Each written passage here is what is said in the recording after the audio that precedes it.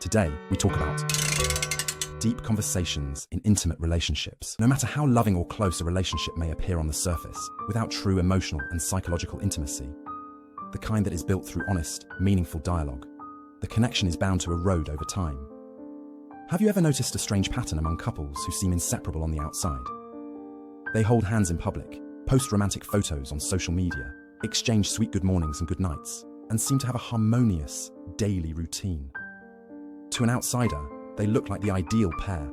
And yet, if you listen closely to their conversations, you might notice something telling. Their communication rarely moves beyond the surface. Have you eaten? What are you doing? Sleep well. These exchanges, while comforting in routine, lack depth. They are caught in a repetitive loop of shallow engagement. Their words circle around logistics, errands, meals, weather, never penetrating the emotional layers that truly connect one soul to another. They might share beds and vacations, but they seldom share fears, dreams, or inner struggles. The result? A quiet emotional void, masked by daily habits and affectionate gestures. One day, the relationship crumbles, and both individuals are left in stunned silence. How did this happen? They wonder. Weren't we doing everything right? But the truth is, perhaps they weren't in love with each other. They were simply clinging to a version of companionship that helped them escape their loneliness. What they shared wasn't intimacy, it was functionality. In psychology, we call this a functional connection, a relationship that operates efficiently in day-to-day life, but fails to foster emotional closeness.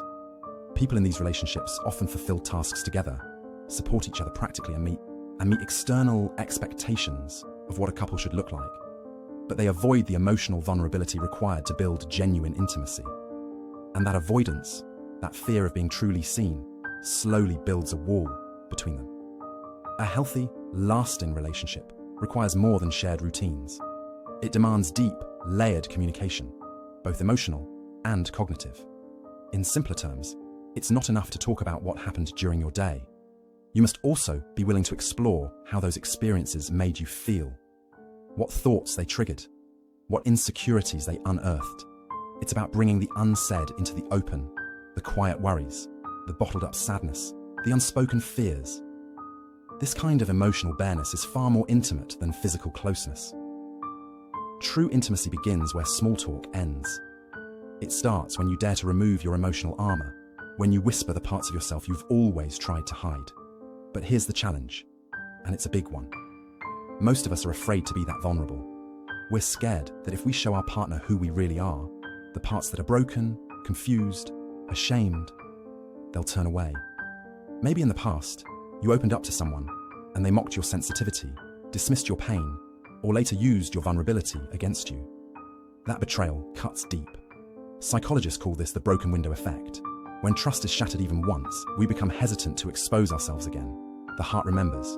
The nervous system goes on alert, and so many people decide it's safer to stay hidden, to keep things light, to focus on the daily routines that feel safe. But this very act of hiding slowly erodes the emotional foundation of the relationship. What was once an effort to protect yourself turns into the reason you no longer feel connected. So, what can you do if you find yourself stuck in this cycle of shallow connection? How do you open the door to deeper, more meaningful conversations without risking everything? The answer begins with an ice. Step 1. Identify the fear and build intimacy with yourself. First, deep intimacy doesn't start with another person. It begins with the relationship you have with yourself. If you've spent your life avoiding certain feelings, grief, shame, rejection, those emotions don't disappear. They simply wait. And the moment you enter a close relationship, they rise to the surface. Ask yourself, what am I afraid to feel? Is it the pain of not being enough? The humiliation of past mistakes? The ache of not being heard? Often, these fears are rooted in childhood experiences. Maybe you learned early on that expressing your emotions would lead to punishment, ridicule, or abandonment. And so, you taught yourself to shut down. But now, as an adult, that protective silence has become a barrier. The more you suppress these emotions, the more they sneak into your relationships. A short reply, a slight hesitation, a quiet withdrawal. These are the ways our unspoken feelings find their voice. The healing begins when you dare to turn inward. When you say, yes, I'm scared of being misunderstood. I'm scared of being too much.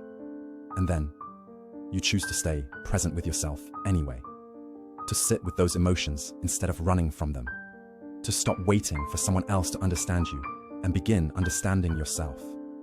Step 2. Gently lower your defenses and share your real self. Once you begin to meet yourself with compassion and honesty, the next step is learning to let others in. This doesn't mean you need to bare your soul all at once or reveal your deepest secrets on the first try. Vulnerability is not a dramatic reveal. It's a quiet, consistent offering of truth. Start small. Maybe it's as simple as saying, "I've been feeling really tired lately and I'm not sure why." Or, "Sometimes I feel like I need more reassurance, but I don't know how to ask for it." These statements may seem minor, but they're monumental in relationships that have relied on surface talk. They signal that you are not just looking for company, but connection. Being real doesn't mean being perfect. In fact, true closeness is born in those moments when we allow ourselves to be seen as flawed, anxious, or uncertain, and are met not with judgment, but with warmth. To say, "I'm scared you won't understand me, but I still want to try," is to risk everything and gain everything. The truth is, emotional intimacy isn't forged in times of ease. It's built in moments of shared uncertainty, mutual vulnerability, and deep listening. It grows when you stop pretending and start expressing, not just when things are easy, but especially when they are hard. So what happens if you open up and the other person doesn't respond the way you hoped? That's a very real fear. But here's the thing. Someone else's reaction does not define your worth. If your vulnerability is met with dismissal or mockery, that speaks more about them than it does about you. And while it may sting, it also offers clarity, showing you who is safe and who is not. Step 3. Practice trust. Even if you've been hurt before. If you've been hurt in past relationships, you may have internalized the belief that letting people in is dangerous. Maybe you learned that your feelings would be used against you, or that expressing your needs would push people away. So you stopped trying. You told yourself it was safer to stay silent. But here's the paradox. The very wall you built to protect your heart also keeps love out. Trust is a muscle, and like any muscle, it needs gentle exercise to grow strong again. This doesn't mean handing your heart over to just anyone. It means being willing to take small risks with the people who've earned your respect. It means choosing to believe that there are people out there who won't use your softness against you. People who will hold your truth with care. Sometimes, trust begins with a whisper.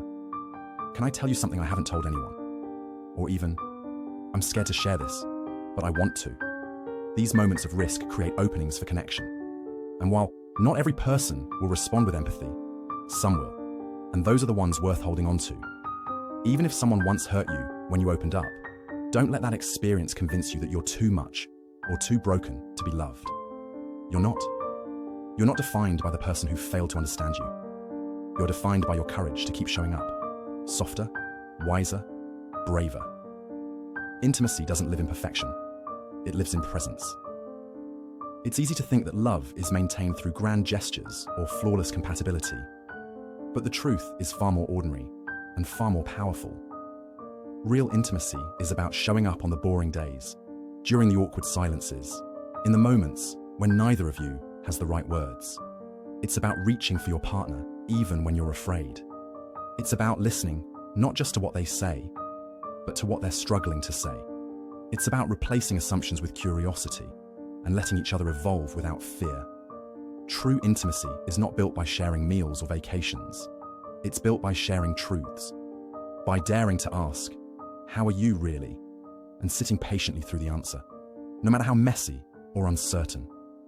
It's about being able to say, "I feel distant from you," or "I miss how we used to talk," without accusing or blaming.